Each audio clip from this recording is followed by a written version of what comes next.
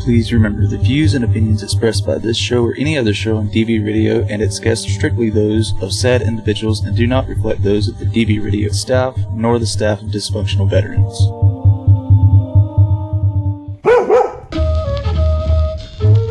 Hello and welcome to the Service Dog Show with PTSDog. I'm your host, Joaquin Watai. I'm beginning this show in order to continue to spread the word about PTSD service dogs in general, the Americans with Disabilities Act, and just various aspects of service dog life. How do you deal with the adversity that can occur when somebody objects to the presence of your service dog? Focus on your dog. A service dog cannot be a protector. Many handlers don't know what they can't do. The Service Dog Show with PTSDog right here on WDVR, DV Radio.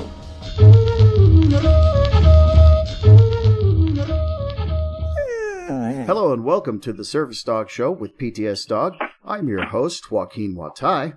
Today, Scav R. Kalo. Scav R. Kalo, owner of the Scav and Scout Chronicles on Facebook and handler of Service Dog Scout is with me. Scav, how are you doing? I'm doing fantastic. How are you? I'm doing pretty well. I wanted to bring you on. We chat back and forth often on Facebook and support one another's pages. And I thought it would be nice to let people hear your voice and just talk a little bit about the Scav and Scout Chronicles. Yeah, no doubt. It's hard to actually get a voice when you're talking back and forth in basically text. Mm-hmm. Yeah. So tell me a little bit about your page. I set it up basically because I've got a real thing to get the education out to people on service dogs, that and veteran suicide. Mm-hmm. We've lost too many guys with the whole, you've seen the 22. So I like to promote that, but like you, there's not enough guys out there that are going to get in front of, I want to say a camera, but it's not a camera, and actually educate the community on service dogs using themselves. Right. So I figured, what the heck, let's get up there and use a live example. Mm-hmm. Yeah, absolutely. And I think that's the most useful tool we have is, as we were trained to lead by example, there's not enough information out there, enough valid information, enough accurate information about the Americans with Disabilities Act and the service dogs. And there's not a lot of understanding, but there's plenty of misunderstandings, misinformations, and stigma. And I think it's very important that we work as hard as we can to overcome that through positive education. You are an Army vet, you are an engineer, and one of the disabilities you suffered as a result of your service is hearing loss. Oh, yeah. So I'd like to talk a little bit about how Scout, who is also a PTSD service dog, assists you with hearing loss. Yeah, that was one of my biggest reasons for getting him. My wife had called me one night and asked me where I was. And I'm like, what are you talking about? I'm home in bed. She said, well, the alarm's going off. We have a burglar alarm here at the house. Mm-hmm. And she's like, what do you mean you're home in bed? I'm like, yeah, I'm laying up here in bed. And I guess downstairs, the alarm siren's screaming and I didn't hear it. So that became a big concern for us. Absolutely. So, what else am I missing? Because, I do a lot of lip reading. I've been doing a lot of lip reading for years and years. So we started researching other things, and between that and some medical issues and the PTSD, we decided, with your guidance, that, a service dog was the way to go. Mm-hmm. And, we trained Scout to alert me when not only the house alarm, but the fire alarms at work,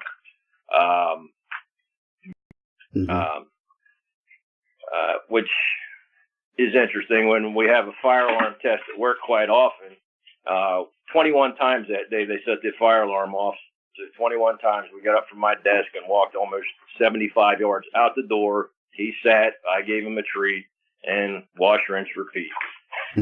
But he did his job. And it turned into an excellent training opportunity for you to reinforce the training that he was to alert you and get you out of the building when the alarm went off. Correct. And I mean, he'll walk up and he'll I call it nosing. He takes his nose and he hits me as hard as he can to catch my attention because I can't hear. So, you know, once he's looking at me, he's like, "Come on, let's go." You know, and I usually have him tied into my rigger's belt with his leash. So if I'm not going, he's pulling on me like, "Hey, we got to go." So. I'm giggling because I'm imagining Skeeter. I guess you might identify it as nosing. I call it headbutting. How big is Scout? He's 45 to 50 pounds, and he's probably a mid-sized dog, pit bull size. So again, I'm laughing because Skeeter's twice his size. And so when Skeeter, quote unquote, noses me, I call it being headbutted. And there is no ignoring it. No, not at all. Yeah, there's times that he's literally knocked me flat on my ass. Yeah, if he hits me in the right leg, if it's below the knee, I'm not going to feel it. But anywhere else, I get his point. Yeah. And that's another thing you trained him to do. You have no feeling in the lower half of your right leg. Correct. And if you're anything like me, I run into shit all the time. Scav alerts you when that happens. Correct. Yes, I've pulled screwdrivers out of my leg, seashells out of my foot.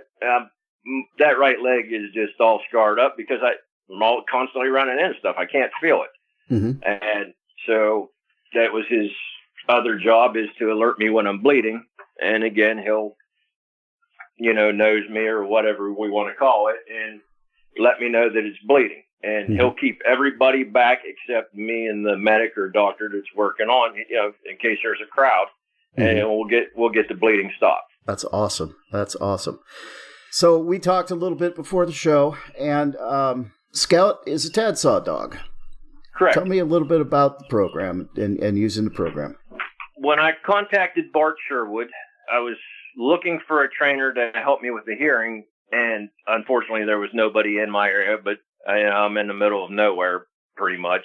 I had to travel to Pittsburgh to even do the Tadsaw training, which is almost an hour and a half, 2 hour drive, depending on traffic from where I'm at. Bart's a fantastic guy. His staff is fantastic. And we had to wait until Scout was just over a year old. They won't take any dogs that are any younger than a year, which is understandable. They want pretty much mature dogs that they don't want to burn them out. Yeah. So the training is pretty fierce. Basically, it's an extreme version of your CGC, your Canine Good Citizenship test. We were constantly in malls in Pittsburgh. We were constantly in the city. So for people like us with PTSD, it was a nightmare. It was good for me. It was good for Scout because they're trying to get me to overcome things. They're trying to get Scout to teach me. So I'm learning right along with the dog. We actually got on city buses and rode around. It was a good learning experience. It really was. If anybody had the opportunity to go through something like that, I would strongly advise it. And, I stand behind Tadsaw. They're a good outfit. Yeah, I'm friends with Bart. We had a nice 3-hour-long lunch while I was working on the book and stopped in San Antonio to interview him. And we've talked several times a week since. And one thing I really appreciate about the program is Bart Sherwood is not Tadsaw. He founded it. He's the director. But Tadsaw is essentially a collection of trainers throughout the nation who are part of the program and offer training and support to veterans with PTSD for their service dogs free of charge. And we'll even go as far as to help you find a dog, if need be. But they specialize in helping you train a dog that you may have already bonded with. Right, and that was the thing with Scout. I had already ran him through the basic obedience, and he had already, graduated to CGC from over in Ohio, and then we started working on the hearing stuff. But when we met the trainer, if he wasn't TADSAW worthy, so let's say, they would have taken me to a shelter and found a dog that would have made a good PTSD dog. Right. So, and it would have been free of charge to me. And if I'm not mistaken, those trainers do this. It's all voluntary. This is time and money out of their pockets. I don't think Bart pays them anything.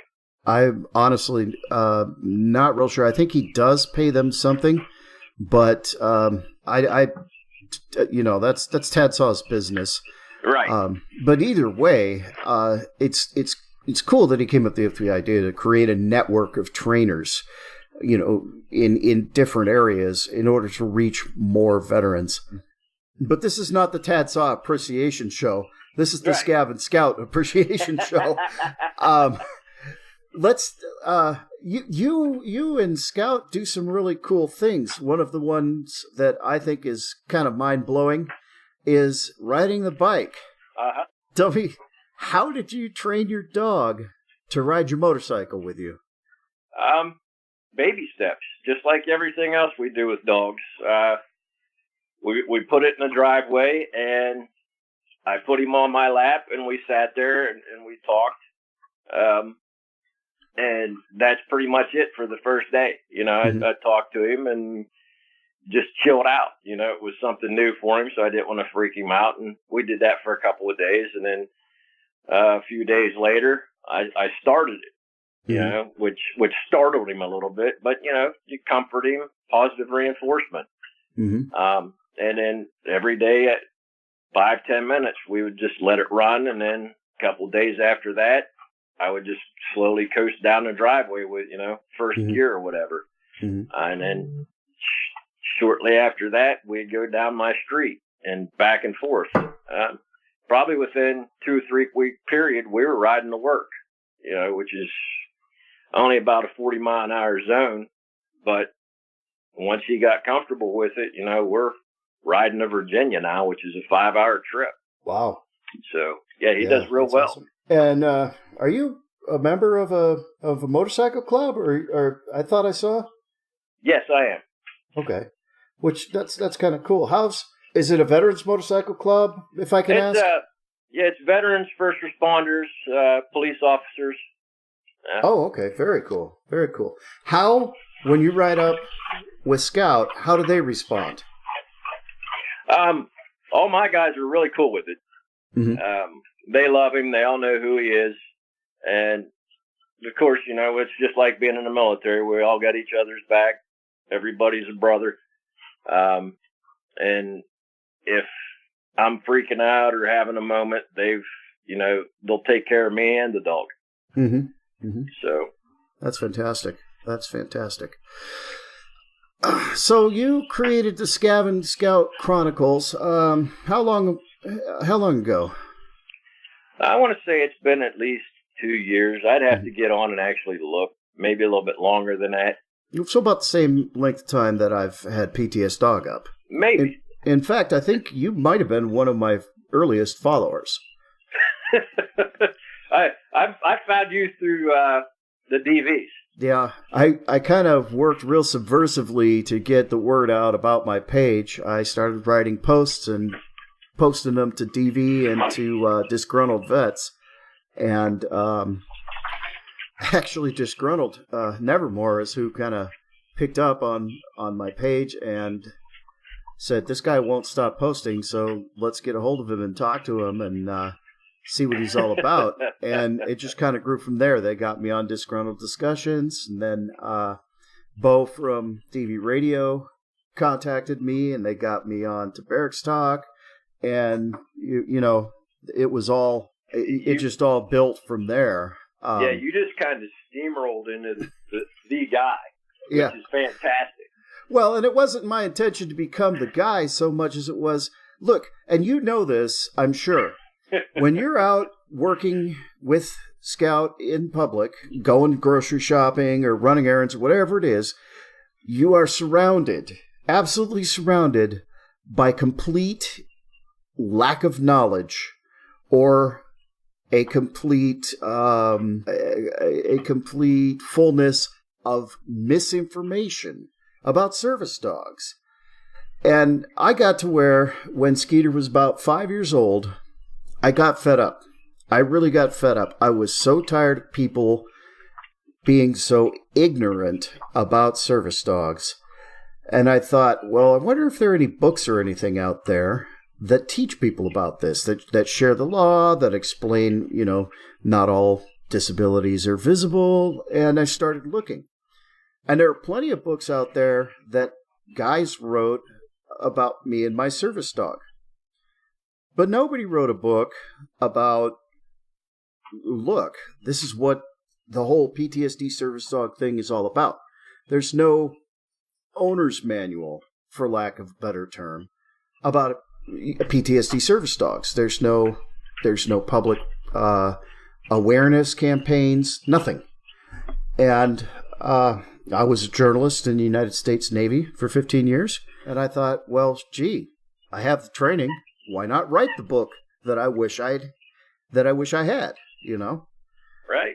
And I just kind of started from there. And it really, I put my training to work. I researched, I investigated, I made calls, I talked to people, and just started regurgitating the information that I learned. And I firmly believe, and I think you're with me on this, I firmly believe that education is the way to overcome the misinformation. Oh, I 100% agree. And, that's why I was right there pushing that information right with you. Every time you put up a post, you saw me just pushing it right out there for you, trying to get it out as much as I could, trying to promote you. Yeah, I appreciate that. And we could all be out there and be complete asshats if we wanted to. And when somebody comes up to you and, can I pet your dog, or can I do this, or I wish I could take my dog out in the store, we could snap and just be a complete douche. Mm-hmm. But why not hand them a card and say, mm-hmm. Listen, here's the ADA website. This is the proper etiquette. Why not take that 5 minutes and teach them, and then they can go home and teach somebody else, or talk to that manager at the store and say, you actually have the right to tell that idiot over there with the dog, in the shopping cart to get the hell out of my store. Yeah. So, well, and that's that's the other thing too. Stores. I was in Colorado, and I went to the grocery store to grab a gallon of milk. The friends that I was staying with had asked if I'd bring back a gallon of milk, and of course, no problem. And I walk into the store, and this bottle blonde soccer mom looking lady with a name badge on says, "Excuse me, you can't bring that dog in there." And I said, "He's my service dog, ma'am." She said, "Well, where's his vest?" And she was actually, let me say that again. She said, "Well, where's his vest?" And I was not polite. Let's put it that way. Right. I gave her the 1,000-yard stare and said, "The Americans with Disabilities Act doesn't require a vest, ma'am. Why don't you look up federal law?" Turned around and just walked away. I wasn't having it, at that moment, I was thinking, people need to. Why isn't anybody teaching these grocery store chains how to respond to service dogs? Why isn't anybody sharing this information? How come it's not really easily findable? I mean, you don't even know what the Americans with Disabilities Act is until you need to use it to protect you because you've got a disability. And that just doesn't seem right. There needs to be more information and education out there, which is why I support pages like yours and mine, because we're trying to get the accurate information out there. Right. And there's days, I know you get fed up and I get fed up, but, that's why we support each other, Yeah. I may take a day off and just be like, I've had enough. My buddy Vincent, he runs Bailey's page. I sent him a text. Oh, it's been a couple weeks back. Watch the page for me for a few days. I got to take a break. This is just driving me nuts. If not, I'm just going to snap and just kill somebody. And, but, I've got a good bunch of moderators at my back, as do you. And sometimes you just got to step back and and take a break. Because the public, the stores, you and I are both fighting PTSD. We're both running service dogs for a reason. And plus, now we're trying to educate the public and the people and the stores. It gets old real quick. Yeah, a lot of times I have to step back and take a break because I feel like I'm saying the same things over and over and over again. And I am. I publish facts about the ADA and bust service dog myths. I think I'm in the third full cycle of going through, the list of misconceptions about service dogs and correcting them with the law. And I get tired of writing the same thing over and over again. And so, I do try to change it up. I have a good admin team, a good moderator team, and I lean on them heavily, especially when I'm in the writing mood. So I let them handle the page so I can focus on whatever I'm putting down on paper. It's frustrating saying the same thing over and over again, hearing the same thing over and over again, and seeing the same misinformed, uninformed, ignorant misperceptions. I mean, there's some real crazy stuff out there, especially in the insular world of Facebook, that just drives me absolutely nuts. Right. Oh my goodness. Yeah, and I don't know where some of these people get this stuff, but the people are starting to ask now. My friend Nikki, she was doing something, I don't remember, a craft show or a bazaar or a fair somewhere up there in Wisconsin, and she said, I got to ask you something about service dogs. I said, okay, what is it? She said, I don't know how to distinguish between fakes and real. She said, I know if they come through with the vest on that they're real. I said, not necessarily. I said, a real service dog doesn't have to have a vest on.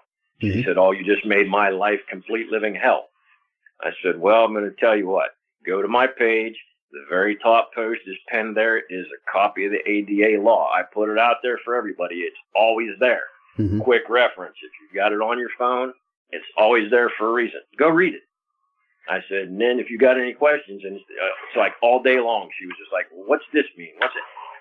I'll answer your questions all day long, but you're right. It does get old, but we've got to do what we got to do. Otherwise, our lives are going to be hell. Yeah, absolutely. Absolutely. We're going to take a quick break. When we come back, we're going to discuss a little bit more about educating. And I think this conversation is going to take some interesting turns here in the next segment. You're listening to the Service Dog Show with PTSDog right here on DV Radio, WDVR. DV Radio.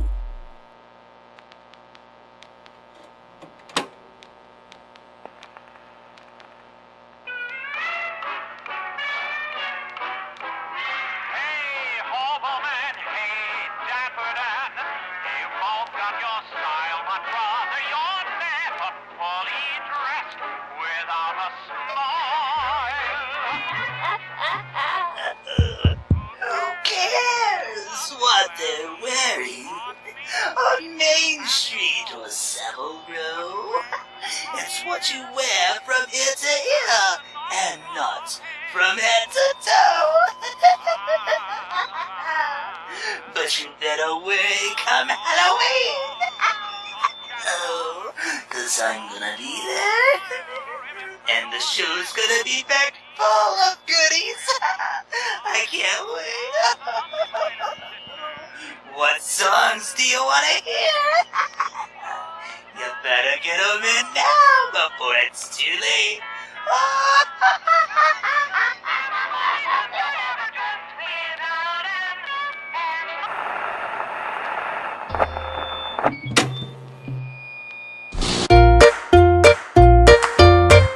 Ever shop online at smile.amazon.com? Why not give back to the DV Farm by making it your charity of choice? No extra fees or hidden costs, and a portion of your purchase goes directly towards the DV Farm, located in Gilsum, New Hampshire, and helping to continue its mission. That's smile.amazon.com, and be sure DV Farm is your charity of choice. For more information about the DV Farm, please go to dvfarm.org.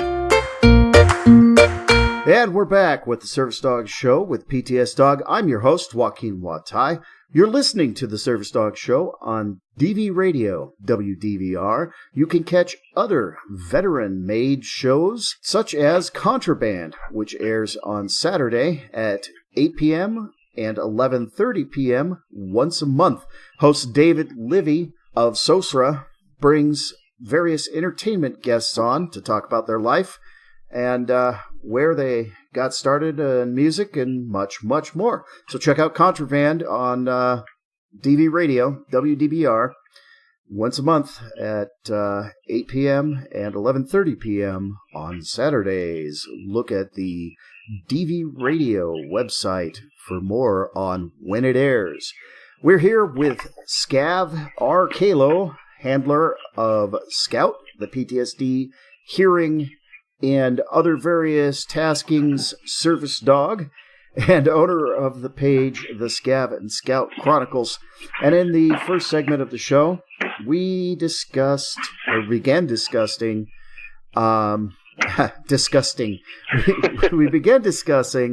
ambassadorship.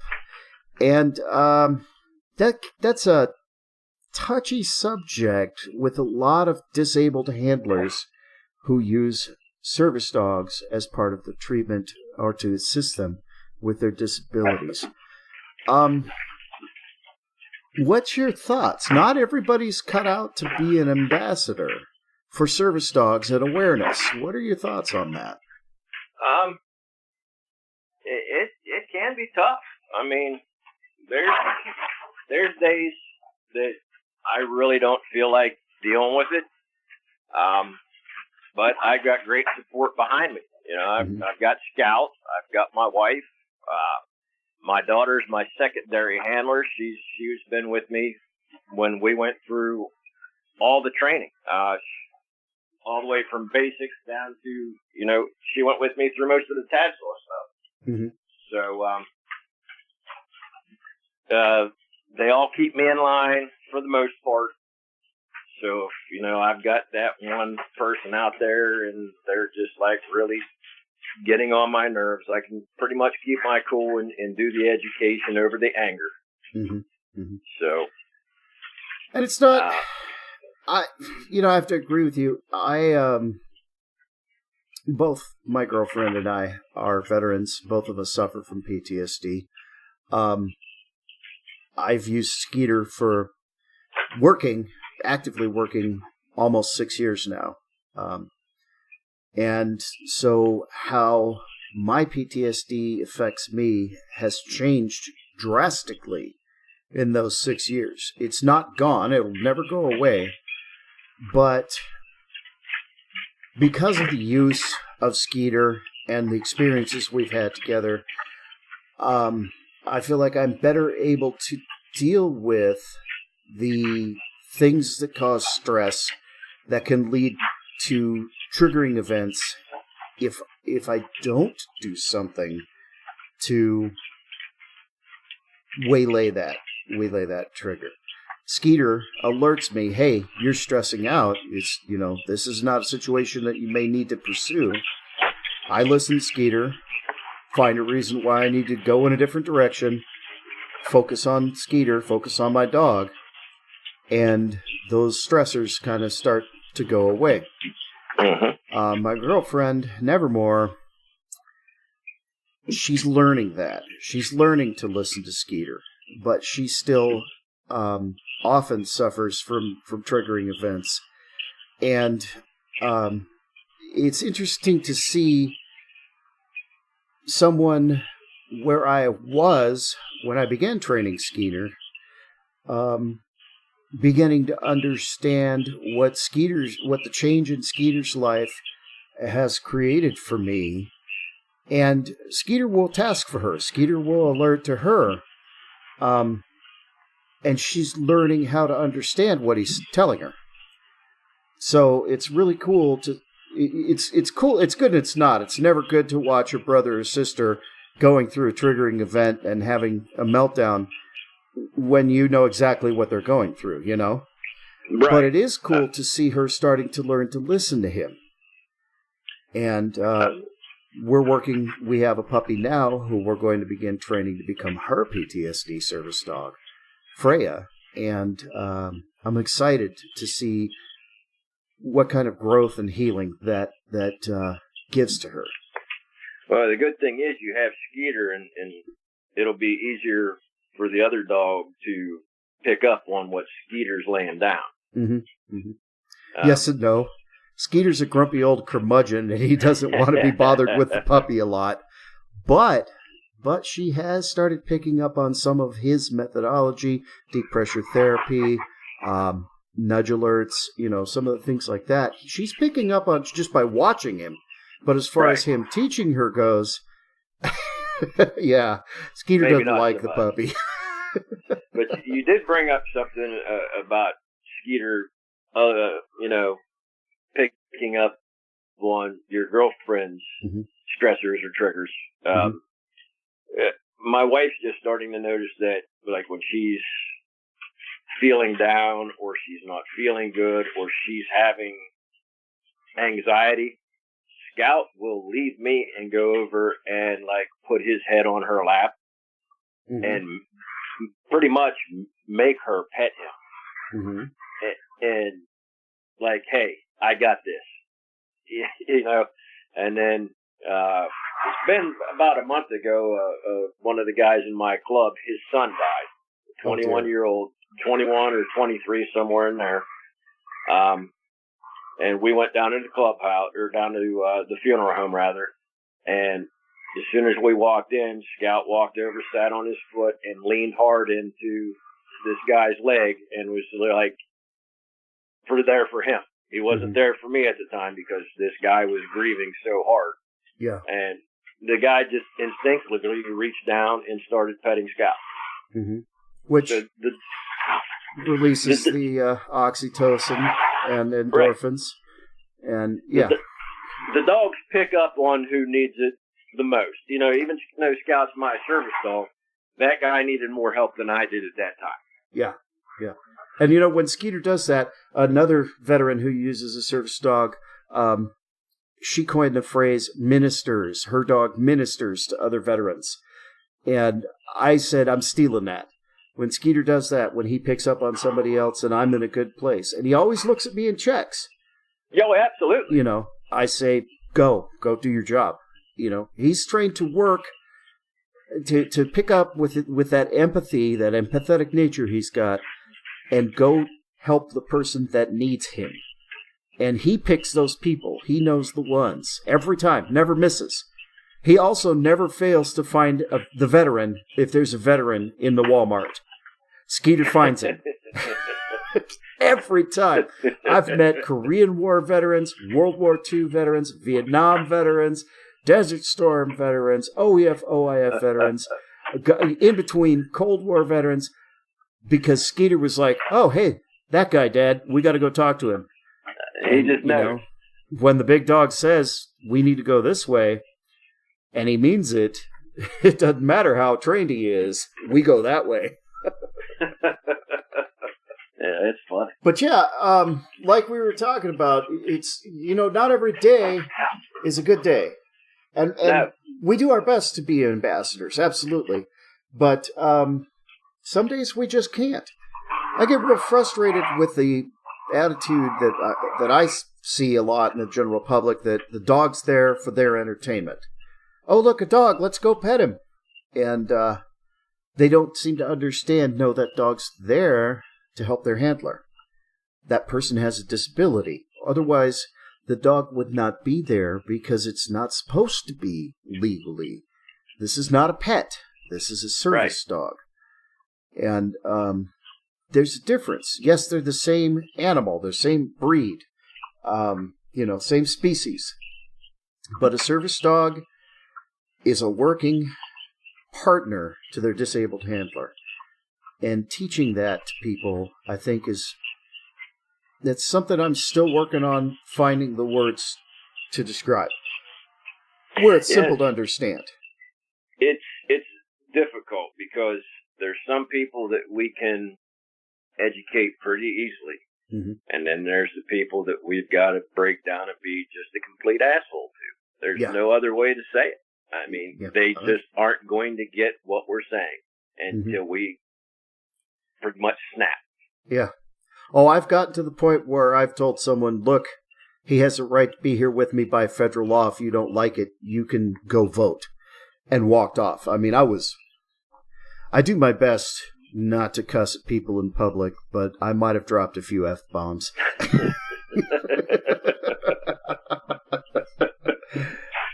I've gone full first-class petty officer, departmental LPO on people and given them the stare. And I try to kill them with kindness first, but if that doesn't work, then we'll get back into the military terminology. Yeah. Well, and kids, I give a little leeway. They don't always know. And so most often with children, it's a teaching moment. And so I do my best to take advantage of that and teach to the best of my ability. I also give veterans, especially the older guys and ladies, a pass. If you're in your 70s and you just walk up and start talking to Skeeter, most of the time I'm really not going to have a problem with it. Those old World War II guys, when we run across them, I feel it's an honor just to be able to talk to them for a few minutes. So if they want to pet my dog and I'm doing well, absolutely, by all means. See, and he loves Scout will duck and dodge most of the time. Mm-hmm. And if you keep coming at him, then I'm going to have a problem. And most people around me that see it are going to be like, hey, that dog doesn't want you to pet him. Leave him alone. Mm-hmm. So, but with little kids, you've seen my stickers. I think I sent you a couple. I made those up for kids. What better way to educate than through something kids love? They love stickers. Here, absolutely. Go to my page. And that's why I keep my page mostly kid friendly. Mm-hmm. Every once in a while we do put something out there that, but at least PG-13 and, below. Yeah. But, instead of you pet my dog, how about this sticker? And maybe you and your mom go home and take a look, see what service dogs are all about. Yeah. Yeah. I was incredibly socially isolated before Skeeter. And so greeting people appropriately is one of the tasks I trained him to help me overcome social isolation. And so I kind of set myself up in a way for the ambassadorship role right at the start. But Skeeter's extremely friendly, extremely gregarious. He loves people. And I certainly couldn't tell him, no, you can't do something you enjoy. But I did teach him when it is appropriate to greet. The person will say, may I please pet your dog? And if they ask politely, 99% of the time, I will say, yes, go ahead. And then Skeeter has been trained. I tell him, go say hi. And he walks over to them and sits down, and they pet him. But, in the same way, there are people who Skeeter will not approach and will not allow me to approach. And Right. I learned the hard way to listen to him when he said, no, don't go there. Which led to the seminal event, which I talk about in the book, when I learned how to trust my dog. So, it goes both ways. If he says, yeah, this person's okay, can I say hi to him? I listen to him. If he says, nope, we're not talking to that person, keep moving, we keep moving. Right. Yeah. With Scout, when, I tell him to make a friend if somebody asks. And I usually hand them a treat if they're a male. Scout, I got him in the shelter. He is abused by a heavy-set male in a wheelchair. So that took a while to get him used to being around wheelchairs. Yeah. So if you were to come and meet Scout, it might take him a minute to get used to you because you're a man. So, I bribe him with a treat. He said he'll give you paw. But females, not a problem. He'll sit, I say make a friend. He'll give you paw. Little kids, same way. But that's his introduction is, make a friend. Yeah. But he's also trained that I keep a vest on him all the time while he's at work. When he's in work mode, I call it the switch dog. Yeah. When his vest comes off, he can be a dog. He knows he's no longer working. So right now he's running around the house chasing Baxter and Sadie and just carrying on. But when the vest goes on, he knows it's no longer game time. It's 100%. I want the best out of you. Yeah. I didn't use a vest for many years with Skeeter. And there was a couple of reasons for that, but the main reason was I didn't have to. It's not required by law. Right. And then I had a really bad experience at the National Cherry Festival in Traverse City, Michigan. And just 30 or 40 people just walked up and started petting him without even asking. And I thought, good God, this is ridiculous. I've got to do something. So I ordered my first vest.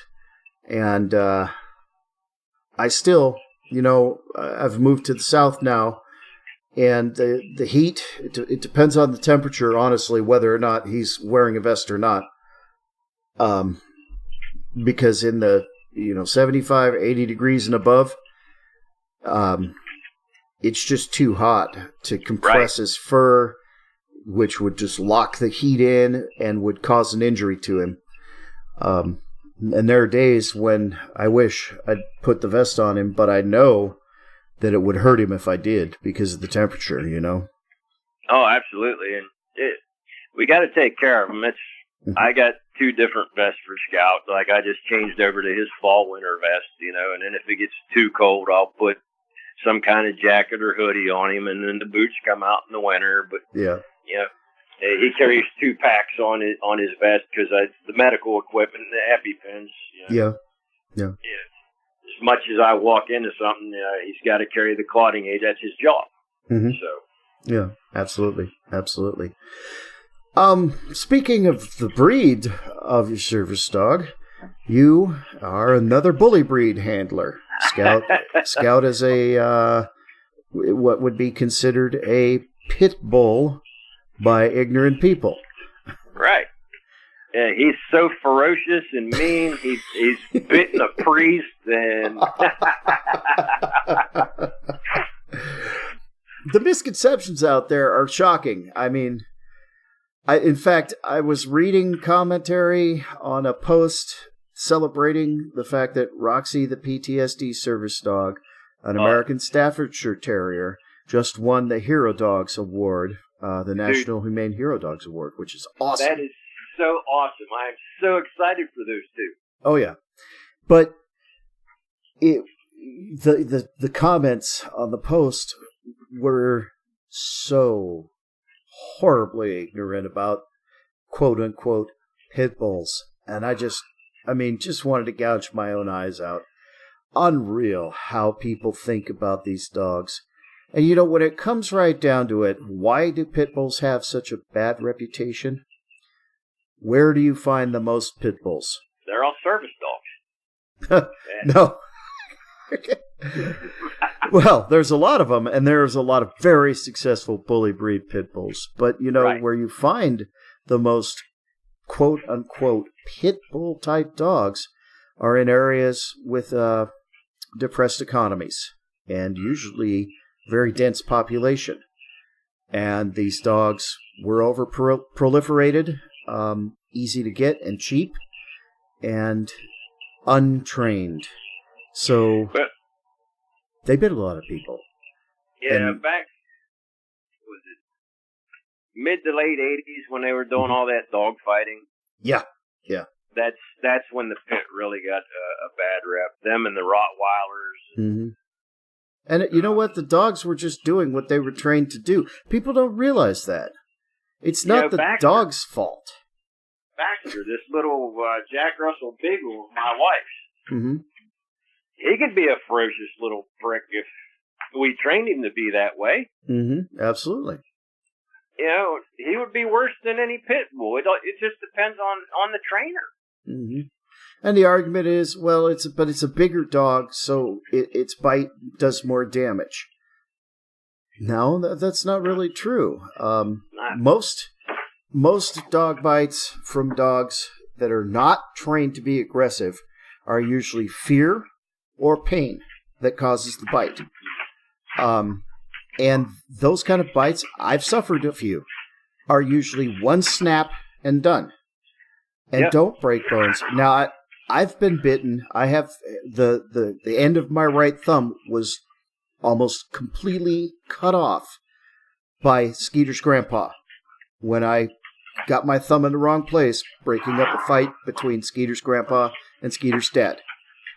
And those are big dog jaws right there. I was in between 200+ pound Malamutes trying to hold them apart.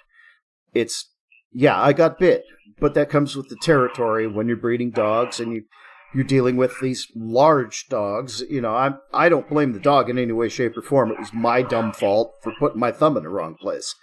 But I say that, I make that point to say that bite was not a typical bite. I was breaking up a dog fight. I was right in the middle of it. It was my fault.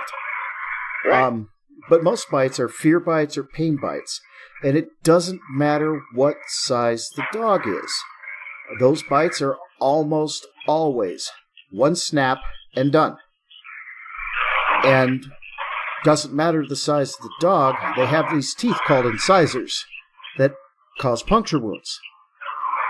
And it's the dogs that are either severely abused or trained to be aggressive that are the that do the most damage when they bite. But you know what breed of dogs statistically bites the most? Those little yappers. Dachshunds. Dachshunds are most likely to bite you. And those dachshunds, I've watched them take on German shepherds and seen German shepherds run from them. Mm-hmm. They don't stop. No, dachshund's a hunting dog. Yeah, and they were bred to have aggression. Right. They were bred to go kill things their size or even a little bit bigger in burrows. And all pit bull owners, good pit bull owners would know that, you know, pit bulls were bred as a babysitter to watch babies, like human babies. Mm-hmm. So, and then, like you said, in the late 70s and 80s, they were abused and trained to be aggressive, like it sounds like Baxter's being. Yeah, that's him. Him and Scout are playing tug of war with a rope. Yeah, that's awesome. That's awesome. But yeah, the bully breeds, I think it's such a great opportunity for ambassadorship for Justin, for veterans, for PTSD service dogs, and for bully breed service dogs. I can't tell you how excited I am for the opportunity he's got to really make some positive educational changes in the media environment. You know, I think it's really great. Oh yeah, I was ecstatic that they took that. You know, and they're going to do fantastic. Yeah, I'm looking forward. In fact, I just subscribed to his YouTube channel. Now, when this show airs, his interview will have already aired with me, and he will have already gone to Hollywood. But I just subscribed to his YouTube channel today because he said he was going to be posting videos of his and Roxy's adventures in Hollywood this week, which is the week we're recording this. So I'm pretty excited to see that he's going to do that. I think it's going to be a lot of fun. And he's got a great sense of humor. So I'm looking forward to seeing some pretty funny stuff from Roxy in Hollywood.